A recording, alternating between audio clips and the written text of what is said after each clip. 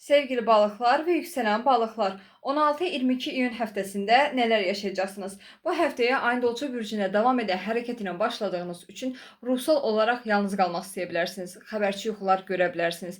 Keçmişdə yaşadığınız hadisələri bu həftə xatırlaya bilərsiniz. Gizli qalmış məlumatlar ortaya çıxa bilər. Karyera və iş həyatınızla əlaqəli olaraq bu həftə yeni xəbərlər ala bilərsiniz. Marsın qız bürcündə hərəkət etməyə başlaması nəticəsində ikili münasibətlərinizdə biraz zaman gərginliklər yaşaya bilərsiniz. Bu həftə diqqətli olmağa çalışın. İş ortaqlıqlarınızda çatışmalar yaşanıla bilər.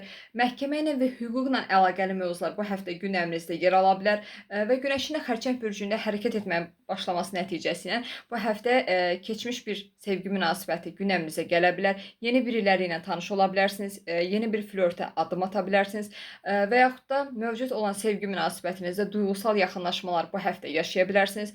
Övladınız varsa övladınızla əlaqəli sevindirici xəbərlər ala bilərsiniz. Sosial mediada çox görünür ola bilərsiniz və bacarıqlarınızı göstərmək üçün bu həftə çox uyğun bir həftədir. Dəyərləndirməyə özen göstərin. Eyni zamanda Yupiterlə Neptun arasında 90 dərəcə kare açı aktiv olacağı üçün bu həftə aldadılmalara və dolandırılmalara qarşı çox diqqətli olmağa çalışın. Böyük maliyyə investisiyalar etmək üçün uyğun bir həftə deyil bu həftə.